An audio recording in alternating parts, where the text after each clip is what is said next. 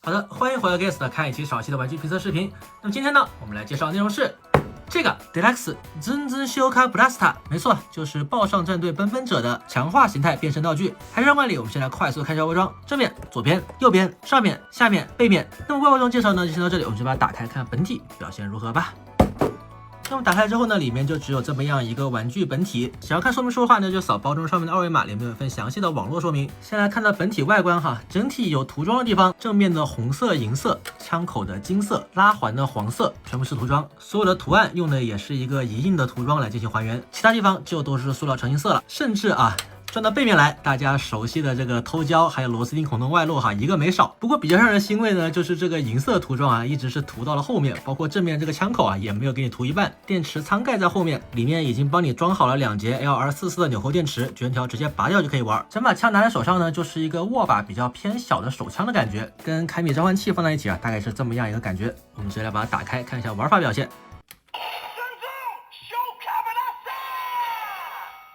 开机之后，扣动扳机，是一个单体攻击音效。那么这个设计呢，其实是有子弹限制的哈。如果你一直开枪的话，它这个子弹是会打空的。这个时候需要换弹就要拉一下前面的这个拉杆，这样就是换弹了。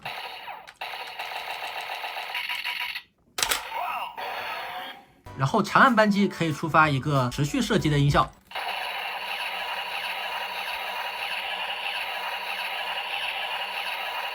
然后松手，就会有爆炸音效那么在触发完这个音效之后呢，你再去单点它，长按也是会响起这个需要装弹的音效的。这个时候再换弹，就又可以再射击。单体玩法就这么多。然后呢，我们来看一下变身玩法。那么这次想要变成强化形态的话呢，并不需要之前的这个变身器直接单体用这把武器就可以进行变身，拉3下拉杆。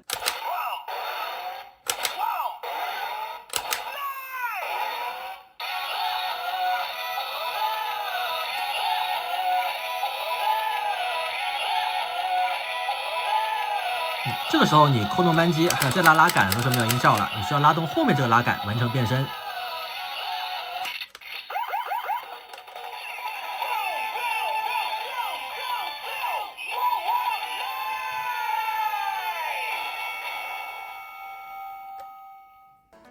好，这样子的话呢，就变身完成了。变身完成之后开枪，同样是会把子弹打完的，然后拉动拉杆。还是可以换弹，然后长按，持续攻击音效还是有的松手，同样是把这个子弹打完了，还是可以换弹。然后变身之后是有一个必杀可以释放，操作方法呢还是拉动3下这个拉杆。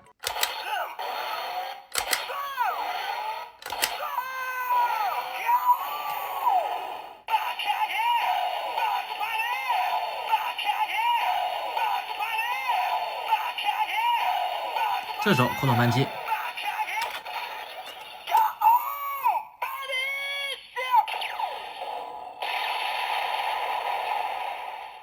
变身之后能够释放的必杀就只有这一种。好，然后我们来看到这个联动位点把变身器开机，后面对齐插进去就可以触发另外一个必杀。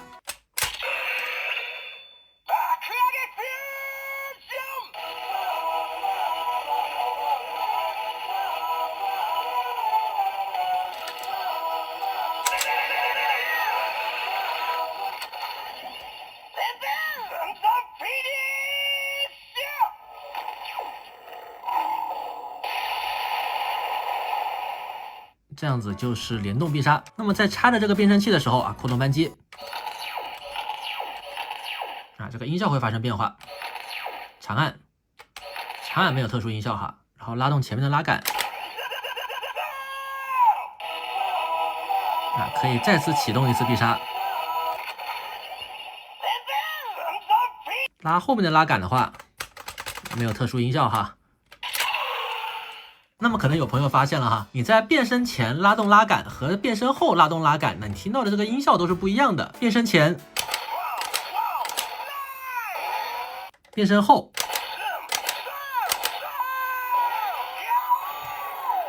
那我变完一次身之后，再去拉这个拉杆，它也只会触发必杀呀。如果我想再听一次变身音效该怎么办呢？有2个办法。第一个，在变身完之后，你单拉一下后面的这个拉杆，它会有这么样一个音效。这样子的话呢，就是解除变身。这个时候你再去拉拉杆，它又是这个变身音效。当然你也可以变到一半的时候，直接解除变身。那么第2个方法呢，就是转到后面这边呢有一个重置按钮，你需要找一个细一点的东西给它戳一下。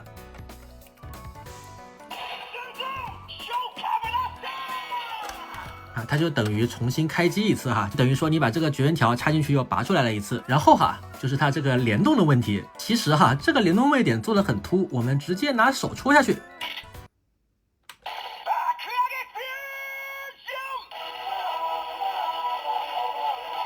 同样可以触发这个联动必杀。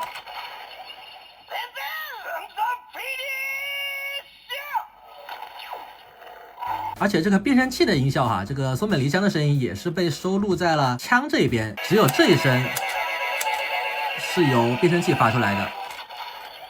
按下扳机之后，就完全是由枪在发声了而且如果你想要变身的话呢，直接拉后面这个拉杆，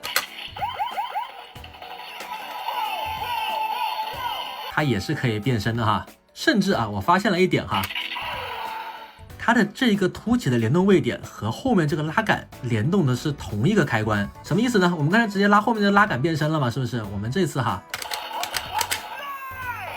按前面这个按钮也是可以变身。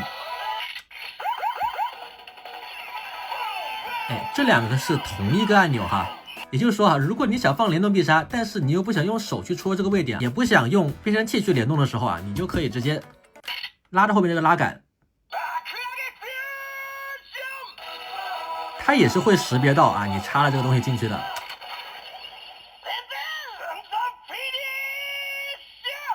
当然你松手的话就没了。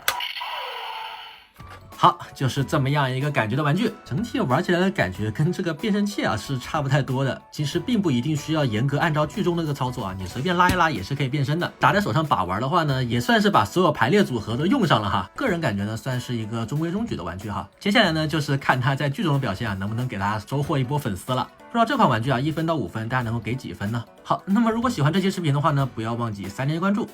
我是 Guess， 我们下一期再见。